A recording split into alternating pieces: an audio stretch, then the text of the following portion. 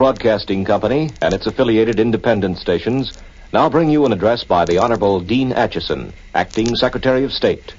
Mr. Acheson.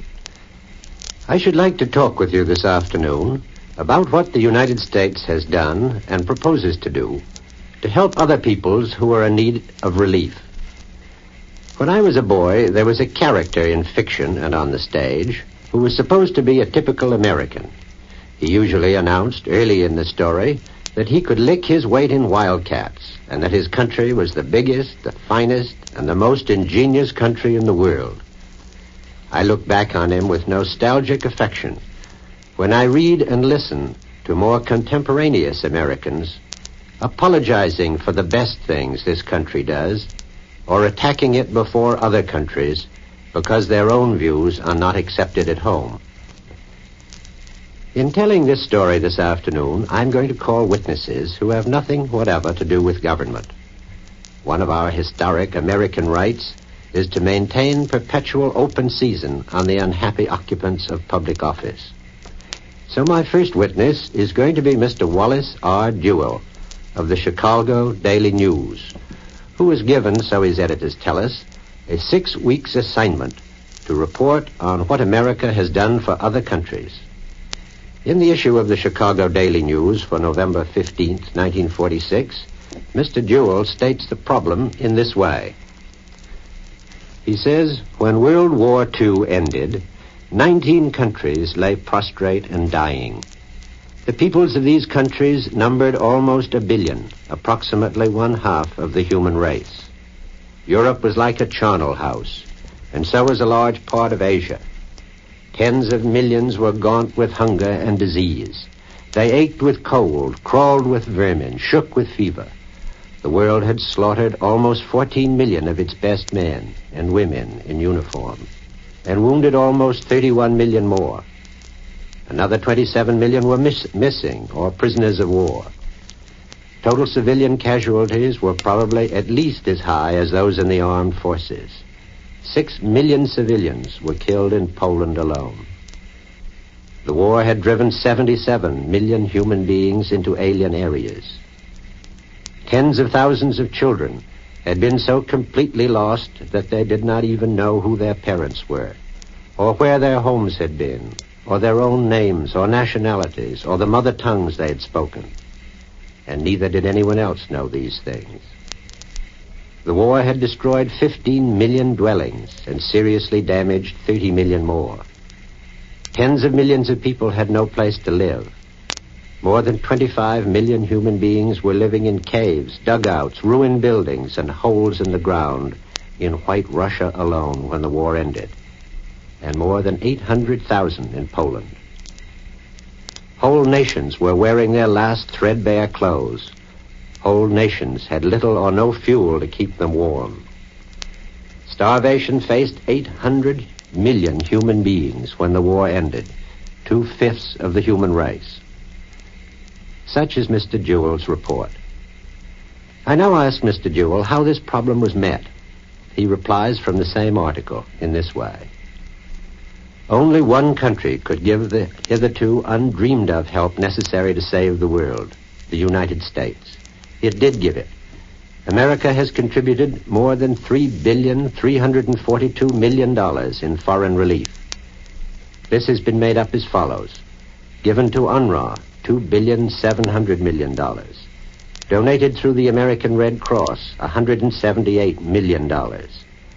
Raised and distributed by 93 other private relief organizations, $464 million, making the total of $3.342 billion. This contribution is almost 2 3/4 times as large as the whole United States public debt in the year 1916. This is the end of the quotation from Mr. Duell. Now, all this was given free. And may I add this to Mr. Duell's answer.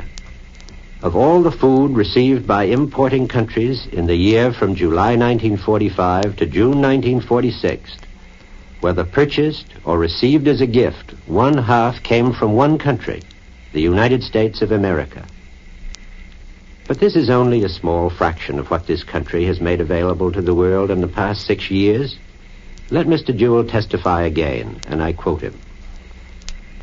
Besides its enormous outright contributions to relief, the United States has made available to the rest of the world since before Pearl Harbor, or committed itself to do so, the staggering total of more than $66,385,000,000 in various other forms. America has done this under the following principal headings. Lend-Lease, $51 billion. British credit, $3,750,000,000. Total foreign credit authorizations by the Export-Import Bank, $3,458,000,000. The United States quota in the World Bank, $3,175,000,000. The United States quota in the World Fund, $2,750,000,000.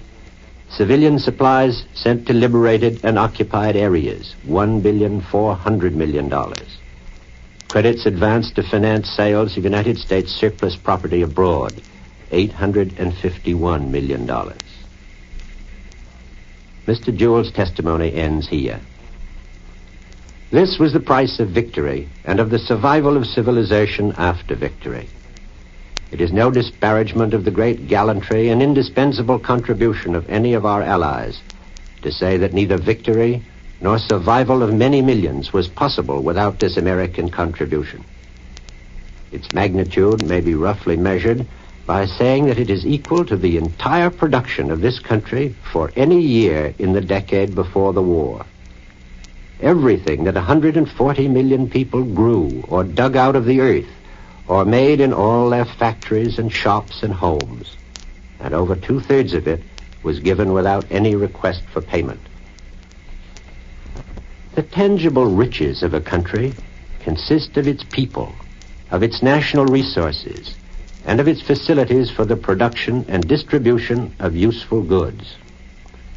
During the war and after it, we depleted the storehouses which nature left on this continent. We ran down our machines and our transport to give to all the armies and civilian populations fighting the Axis the tools with which to win the war. America came out of the war poorer than when she went into it by this vast effort, and by the loss of hundreds of thousands of her finest sons.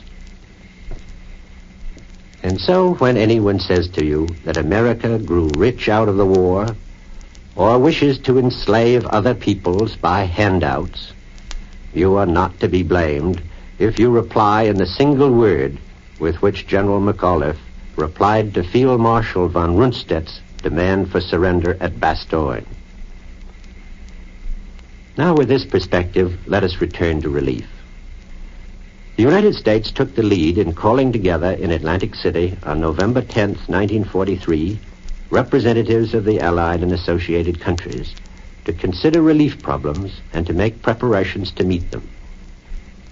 At this meeting, the United Nations Relief and Rehabilitation Administration, which has since become known as UNRWA, was born. The creation of UNRWA will go down in history as the greatest organized humanitarian achievement of all time. UNRWA has already shipped over 18 million tons of supplies, and an additional 5 million tons are in process of shipment, making a total of 23 million tons before the program will have been completed. America has produced and shipped nearly 3/4 of all these supplies. Now, UNRWA was organized primarily to do two things for the liberated countries. First, to supply foreign purchasing power to those countries which themselves lacked the means to pay for needed supplies. And secondly, to supply an organization to procure and ship and to deliver these supplies. At the end of the war, chaos threatened in some countries. There were no governments adequately staffed to collect or buy supplies. There was no food, there was no medicine, and no transportation to distribute them. UNRWA was designed to step into this breach, and it did so magnificently. But in the very nature of things, the administration of UNRWA was not and could not have been free of serious faults. In an organization such as UNRWA, composed of representatives of 48 nations, each with one vote, it was natural that the representative of each country claiming free relief should get all that he could for his country. In many cases, his political life depended upon his success or failure in this effort. UNRWA's programs of relief are passed upon by a central committee composed of representatives of 9 nations. The 3 nations which have contributed about 95% of all UNRWA's operating funds are represented on the committee and have 1 vote each, or 1/3 of the total voting strength in the committee. So some nations got relief whose needs were not sufficiently critical to warrant it. Other nations got more than their needs justified. Still others got less. Let us return to the taking of testimony and produce an exhibit. In the New York Times of Sunday, December 1st, a map of Europe is published indicating the combined food, fuel, clothing, and housing situation in Europe. The condition of each country is indicated by 4 types of shading, from the worst to the best. Only 5 countries are shown as best. One of these countries is today receiving free relief from UNRWA in a very large amount. 2 other countries, shown as next to the best, are also receiving free relief from UNRWA. Another country, which is shown on this map as worst, while it is receiving free relief from UNRWA, is not obtaining nearly as much relief as conditions justify. I'm now going to present a witness from a country which is receiving UNRWA assistance. Recently, the Ministry of Foreign Trade of a country referred to as best in the New York Times map issued an economic bulletin. The bulletin shows that during the past 2 or 3 months, over 200,000 tons of potatoes were exported, with an additional 125,000 tons to be exported in the near future. The country in question has repeatedly requested shipments of milk and fats from UNRWA. The bulletin, however, reports that before the war, the country manufactured 80 truckloads of cheese per month, whereas during the summer of 1946, 160 truckloads of cheese per month were manufactured. The bulletin further states that production of cheese has been sufficient to meet all domestic requirements, even though the consumption of cheese has increased greatly over pre-war figures. Now, no country should be given free relief unless it has adopted all reasonable measures to help itself. Under any impartial application of this test, some of the UNRWA countries would be ruled out. For instance, if a country is maintaining a large army which has to be fed and supplied and which is non-productive, should such a country be eligible for free relief?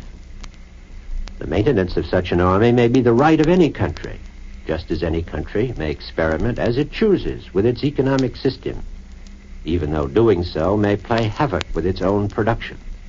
But in that case, should it ask or expect gifts of food and supplies from other countries? Should a country expect other countries to furnish it with tractors and agricultural implements at a time when it is employing its own manufacturing facilities for building tanks and other weapons of warfare? Let me call a final witness, this time an editorial writer in the New York Times of November 18th, 1946. This witness testifies as follows. Not only have some of the receiving countries raised the cry of American economic imperialism and accused the United States of using food as a political weapon, but the governments of countries loudest in their demand for relief have preferred to carry out a political and economic revolution at the risk of starving their own people instead of centering their efforts on recovery and reconstruction. They have stripped large parts of Europe of their agricultural and industrial equipment, and in some parts even of population, and have left them a year and a half after the cessation of hostilities a howling wilderness. They have impaired the production of Europe's agricultural surplus areas by a precipitate land division, which destroyed the larger farms that used to produce the surplus, and gave the peasant less land than necessary for him to live on, and no tools to work it with. Finally, they have indulged in such revolutionary methods of nationalization, economic control, and currency inflation coupled with the liquidation of the former managerial class, that they have produced mass unemployment, black markets, and hoarding by the peasants of what little they do produce. This witness continues, this does not and cannot mean that the world's hungry should be left to starve. In some fashion they must and will be fed. We are confident that the United States will do its part in that. But the time has come to consider how far the humanitarian efforts of the democracies shall be used to subsidize, however indirectly, governments and armies which preempt their own nation's resources for political purposes. So he testifies. The United States is pressing forward in the United Nations with an international organization to care for, repatriate, or resettle refugees. This is because the facts warrant such an organization. They warrant it because refugees of many different nationalities are presently being cared for in a number of countries and will have to be repatriated or resettled in still different countries. To accomplish this most effectively and quickly requires rather complicated arrangements of finance and movements of hundreds of thousands of people, in which many countries have to participate. The plan of this government calls for the organized participation of those nations which are now responsible for the refugees and those which may be willing to receive them. But the United States does not believe that post-war UNRWA relief should be conducted by an UNRWA type of organization. This again is based upon the facts. It is now quite evident that many countries which, when liberated, had no organized machinery for procuring and shipping needed supplies, are now able to perform these services for themselves. And the sooner these countries take over the complete responsibility for their own buying and shipping, the better it will be for them and for everybody concerned. When a country can do these things for itself, it can usually do them better and cheaper than any international organization which may be set up for that purpose. UNRWA's other function was the provision of foreign money to countries which lacked the means to pay for food or other imported supplies. A moment's reflection should convince anyone that there has been a vast improvement in this field also. Most of the liberated countries are gradually regaining their export trade. And in addition to this normal method of providing foreign purchasing power, the United States and other countries have, by loans and other ways, added enormously to the foreign exchange resources of the world. In the past 18 months, the United States government alone has supplied foreign exchange in the following important ways. $3 billion through loans by the Export-Import Bank. $3 3/4 billion credit to the British government, which will be spent all over the world. $6 billion as the United States contributions to the Bretton Woods institution. Several billions of dollars credit for financing Lend-Lease inventories and pipelines and the sales abroad of surplus property on credit. So, including contributions to UNRWA, the United States government has made available a total of nearly $20 billion to assist in restoring and stabilizing the economies of other countries. Many other countries also have contributed to the capital of the International Bank for Reconstruction and Development and to the International Monetary Fund. Indeed, these two institutions will have at their disposal some $15 billion with which to give assistance to United Nations countries having need of such assistance for reconstruction, for development, and for the stabilization of their currencies. These two international financial institutions have now been organized and are ready for work. So it will be seen that measures have been definitely taken for the provision of a total of about $30 billion in foreign exchange. Now let us be clear about another essential fact. It is this. Because there is, or may be, great need or actual starvation in any country, it does not follow that that country necessarily lacks the funds to purchase what it needs. The suffering which occurred last winter through lack of necessary food was caused primarily because there was not enough food in the world to go around, and because the internal and ocean transport was not capable of moving what there was fast enough. India, for instance, suffered greatly from lack of food. But India was at all times ready and willing to pay for food and did pay for it. The basic obstacle was that there wasn't enough food to buy, and that railroads and ships could not move food fast enough. Now it's been charged that the United States is abandoning international cooperation in refusing to participate in relief on an international basis. It has also been charged that the United States intends to use food as a political weapon. The plan of the United States for continuation of such relief as may be necessary in the year 1947 is very simple indeed. It should be remembered that comparatively few countries will continue to require relief after the early months of 1947 when UNRWA completes its task. There will probably be only 3 or 4 countries in Europe which can qualify as requiring free relief in order to avoid suffering and hardship. The United States proposal is that each nation should immediately consider what it can contribute to the common cause of 1947 relief.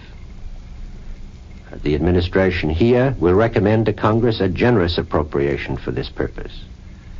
Each country should discuss its plans with others, both those who are planning to help and those who need help, to obtain their views, to coordinate their activities with all others concerned. The Secretariat of the United Nations should be used as a clearinghouse by all these countries. The United States will keep the Secretary General fully informed of what it is doing, and others should do the same. In this way, nations receiving free relief must prove their need for it, and they can be held to a much closer and fairer accountability of the use of food and other free supplies. Those in power will be compelled to distribute relief food on the basis of need. They will not be allowed to feed their political supporters and starve their political opponents. The people of the United States and the Congress of the United States have made up their minds that the relief problems of the near future are not of a character which warrant grants of enormous sums of money from the United States Treasury under conditions which leave little or no effective control by the grantor of these funds.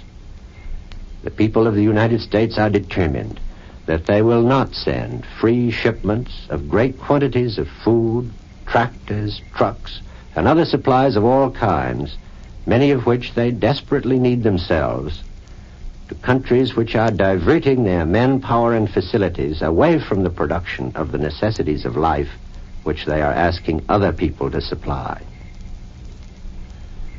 Now, if the American people can be led to believe that this policy constitutes the use of food as a political weapon, then they do not deserve their reputation for native shrewdness and common sense. You have heard an address by the Honorable Dean Acheson, Acting Secretary of State. Mr. Acheson spoke from Washington, D.C. This is NBC, the National Broadcasting Company.